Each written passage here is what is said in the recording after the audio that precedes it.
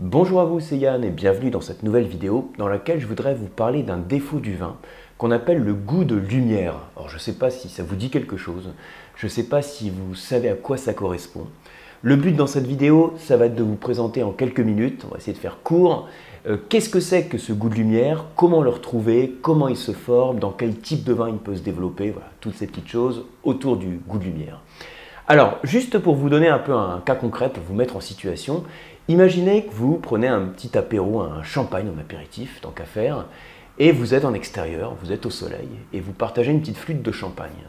Et alors, vous posez votre flûte sur la table, et la flûte reste comme ça quelques minutes, alors peut-être pas en plein soleil, mais en tout cas à la lumière. Vous allez à nouveau ensuite déguster votre champagne qui est resté comme ça à la lumière. Et vous allez voir que vous allez éventuellement constater quelques différences. Alors, s'il est en plein soleil, il a pu chauffer un peu, donc ça c'est indépendamment de ce dont je veux vous parler, il a pu chauffer, il a pu perdre un peu son effervescence. Si vous avez oublié votre flûte pendant quelques minutes, il est probable qu'il ait perdu un peu de CO2. Et puis, surtout, il est probable qu'au nez, vous trouviez une gamme aromatique, des arômes qui ne soient pas du tout les mêmes. Imaginez qu'initialement, dans votre verre de champagne, vous aviez des arômes de fruits frais, ou d'agrumes, de pamplemousse, de citron, de pommes, des notes minérales, voire de pain grillé, tout ça en fonction de votre champagne.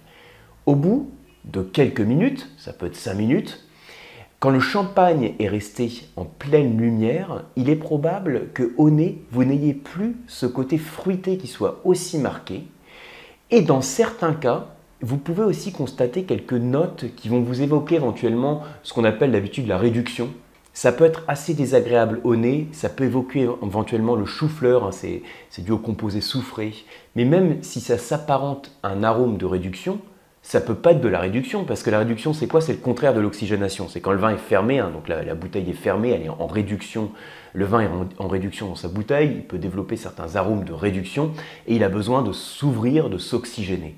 Si mon verre de champagne est laissé à l'air libre, il respire, il ne peut pas à ce moment-là développer des arômes de réduction. Donc c'est autre chose qu'il développe, et cette autre chose est ce qu'on appelle le goût de lumière. Donc pour l'instant, je l'ai rattaché surtout au composé soufré, à ces notes de chou-fleur, mais ça peut être également autre chose. Alors pour vous en parler, je vais vous présenter de la manière suivante, j'ai fait un peu ce plan. Donc déjà, on va voir comment il se forme dans votre verre de vin. On verra également sur quel type de vin il peut se former en préférence. On verra ensuite en dégustation à chaque étape, œil, nez, bouche, comment on peut le retrouver. Et puis éventuellement, comment on peut protéger le vin, comment on peut protéger ces bouteilles de cette altération, de ce défaut qu'est le goût de lumière. Alors première chose, comment se forme ce défaut spécifique? Alors pour répondre à cette question, il faut savoir que le vin, il est composé d'un certain nombre de vitamines. Il y a des vitamines dans le vin qui peuvent ou pas exister dans le raisin, puisqu'il y a certains composés, certaines vitamines qui vont se créer suite à la fermentation alcoolique. Et vous avez en particulier des vitamines C, des vitamines du groupe B en particulier. Et parmi ces vitamines, il y a une vitamine qu'on appelle donc la vitamine B2 ou riboflavine. Et cette vitamine B2, donc, elle est créée dans la fermentation alcoolique, au cours de la fermentation alcoolique, et elle commence à se développer de manière beaucoup plus marquée dans le vin, à partir du moment où tout le sucre a été consommé dans votre mou qui fermente. Vous avez votre jus de raisin sucré qui fermente.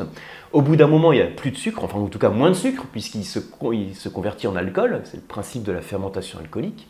Et quand le sucre a été consommé, c'est à partir de ce moment-là, en tout cas c'est ce qu'a montré Émile Pénaud, c'est à partir de ce moment-là que la vitamine B2 commence à se développer de manière plus importante.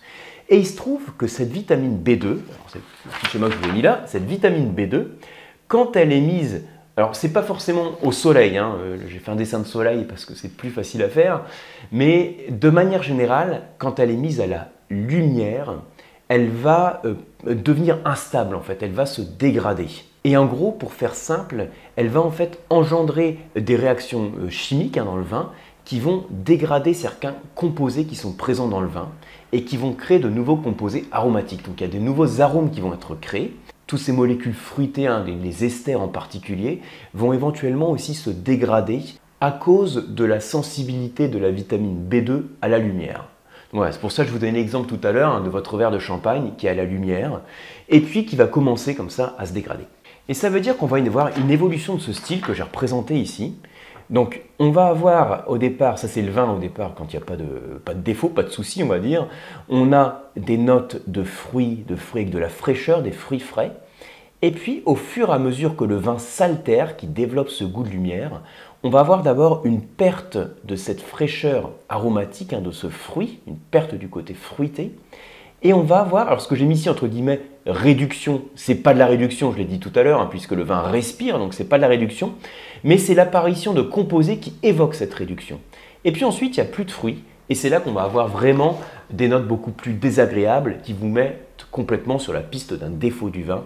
En particulier, ces notes de chou-fleur, ça peut être aussi des composés qui évoquent la naphtaline, le savon, toutes ces gammes d'arômes sont créées par ce goût de lumière. Donc on voit en fait qu'il y a deux facteurs principaux qui vont créer le goût de lumière dans le vin, qui vont altérer le vin. Alors d'une part, il y a la lumière, on l'a dit. Donc la lumière, ça peut être la lumière du soleil, ça peut être aussi la lumière de néon. On va avoir à la fois des ultraviolets, mais également de la lumière visible, qui va être en mesure de dégrader notre vitamine B2. Et puis la chaleur, alors chaleur relative, à partir de 19-20 degrés, dès qu'il fait bon, on va dire, c'est aussi un facteur qui peut dégrader la vitamine B2. C'est pour ça que je vous donnais l'exemple du verre de champagne que vous dégustez en extérieur quand il fait bon et qu'il y a du soleil. Alors, en tant que dégustateur, on va s'intéresser aussi à qu'est-ce qui peut nous permettre de caractériser ce goût de lumière à chaque étape de la dégustation. Donc, comme vous le savez, chaque étape de la dégustation, c'est œil, nez, bouche. Donc, je l'ai représenté de cette manière-là. Quand le vin subit une certaine luminosité, on peut avoir une perte en termes de pigments colorants, donc la couleur, enfin le vin a tendance à devenir plus pâle. Au niveau du nez, une perte des composés fruités, une hausse des composés qui sont liés donc au goût de lumière dont on a parlé. Et puis en bouche, on va également perdre le fruit, puisqu'on retrouve les arômes en rétroolfaction. Et puis, on va perdre une partie de la structure tannique du vin. En fait, la lumière, pour faire simple, elle va favoriser la précipitation des pigments colorants, de la couleur et des tanins. Donc, il perd en couleur et il perd en tanins. En termes techniques, on peut dire qu'il favorise la polymérisation des polyphénols. Les polyphénols, c'est la couleur et les tanins. Alors maintenant, on peut se demander comment s'en protéger, c'est l'autre point que je vous ai mis là.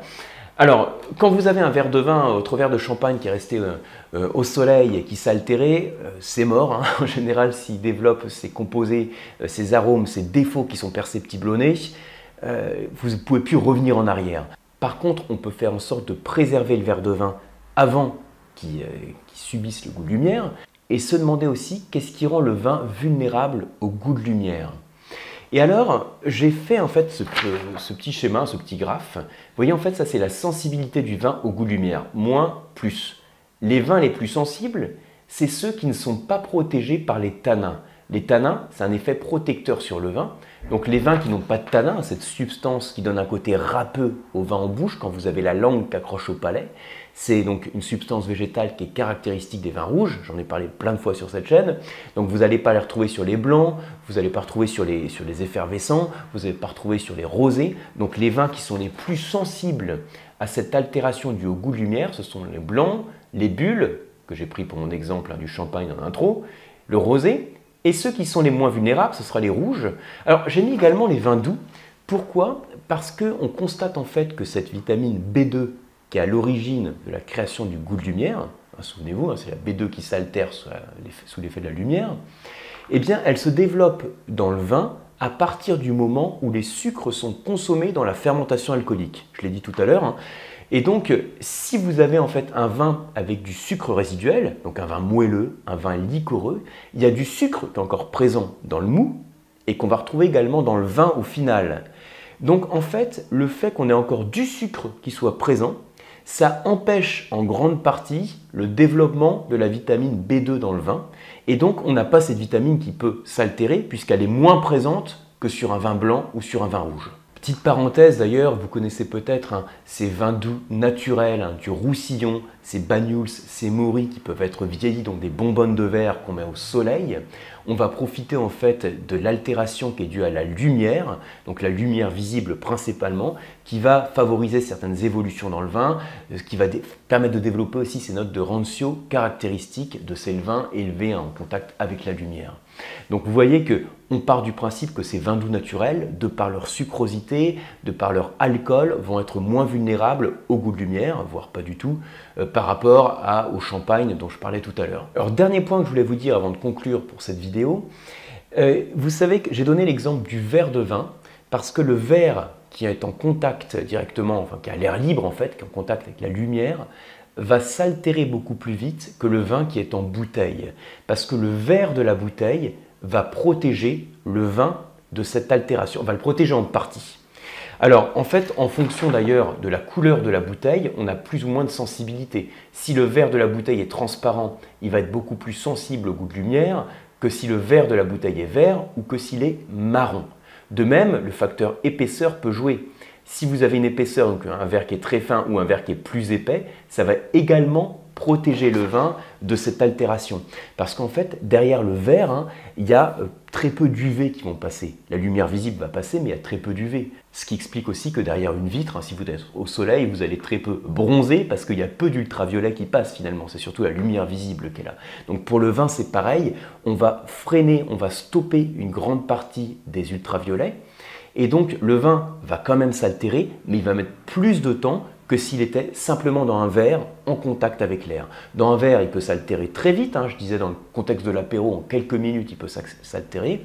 Dans une bouteille, c'est plutôt fonction de semaines, voire de mois. Il faut laisser des mois la bouteille à la lumière pour qu'il développe ce goût de lumière. Donc voilà pour cette vidéo, j'espère que ça vous a permis de mieux comprendre ce qu'était le goût de lumière. Donc vous, en tant que dégustateur, quand vous conservez des bouteilles dans votre cave, évitez d'avoir de la lumière qui sont en permanence avec les bouteilles. C'est important aussi, que ce soit dans votre cave ou ailleurs. Quand vous laissez le vin en contact avec la lumière, il faut le savoir que la lumière peut faire évoluer le vin et dans certains cas, favoriser le développement de ce défaut qu'est le goût de lumière. Merci pour votre attention. Si la vidéo vous a plu, comme toujours, merci de la liker, merci de la partager et vous abonner à la chaîne. Et pour ma part, je vous retrouve sur les diplômes en vin et sur les cours d'onologie sur le site lecoam.eu et sur la box pour se former au vin qui est les masterclass de la dégustation. Merci et à bientôt.